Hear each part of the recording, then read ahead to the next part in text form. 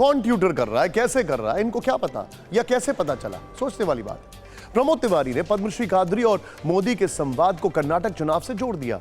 गौर करने वाली बात यह है कि शाह रशीद अहमद कादरी कर्नाटक से आते हैं और उन्हें कला में योगदान के लिए पद्म पुरस्कार से सम्मानित किया गया है।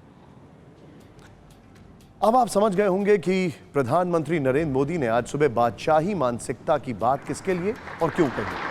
एक आम इंसान अपनी जिंदगी में मेहनत करता है, अपने हुनर को निखारता है और देश की सरकार उस हुनर का सम्मान करती है, तो कांग्रेस में प्रमोद तिवारी जैसे नेताओं को उसमें राजनीति और चुनावी फायदा दिखने लगता है। आपको जानना चाहिए कि पद्मश्री कादरी कौन है और क्यों वो पद्मश्री के हकदार थे। टीवी 9 संवाददाता कुमार कुंदन ने शाह रशीद अहमद कादरी से बातचीत की। मैं पद्मश्री अवार्ड के लिए 10 साल से कोशिश कर रहा था कांग्रेस के पीरियड में, लेकिन मेरे को कामयाबी हासिल नहीं हुई। 5 साल तक करके मैं खामोश हो गया, रुक गया, क्योंकि एक साल में मेरे को 12,000 का खर्चा आ रहा था। और उसके अलावा बीजेपी गवर्नमेंट आई। बीजेपी गवर्नमेंट एक तो मुसलमानों के ख़िलाफ़ में और मुसलमानों को कुछ नहीं देती, ये सोच के मैं अप्लाई करना छोड़ दिया। 5 साल के बाद मोदी जी मेरे ख्याल को गलत साबित करके अवार्ड के लिए मुझे चुन लिया। उनका बहुत बहुत शुक्रिया उनका।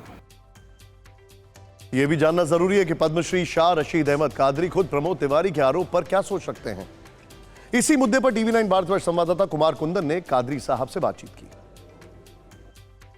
वो प्रमोद तिवारी नहीं है, प्रमोद झुटाला है, वो झुटाला है, वो प्रमोद झुटाला भाई, झूठे मक्कार होते हैं ये। और मैं शुरू से कांग्रेस का वोटर हूँ, मैं कांग्रेस को वोट दिया, किसी को वोट नहीं दिया। और मेरे दिल में जो बात थी वो मोदी जी से कह दिया मैं। और मोदी जी का हक अदा करने के लिए अब की बार मैं बीजेपी को वोट दूंगा। पद्म पुरस्कारों की शुरुआत 1954 में हुई। तब से लेकर 2014 तक हर साल करीब 7वीं सदी मुस्लिमों को पद्म पुरस्कार मिले। 2014 के बाद यानी मोदी सरकार में मुस्लिमों को पद्म पुरस्कार का प्रतिशत कम होकर करीब 4% के आसपास रहा है। लेकिन इस आंकड़े के आधार पर मोदी सरकार पर भेदभाव का आरोप नहीं लगाया जा सकता। कांग्रेस सरकार पर समाज के चुनिंदा लोगों को ही सम्मानित करने का आरोप लगता रहा है। लेकिन 2014 के बाद से पर्दे के पीछे रहने वाले विशेष लोगों को भी पद्म पुरस्कार से नवाजा गया है। विशिष्ट योगदान का मजहब से कोई रिश्ता नहीं होता है। ऐसे में पद्म पुरस्कारों को धर्म, जाति और क्षेत्रवाद के तराजू पर नहीं तौला जा सकता, खासतौर पर सियासत के लिए।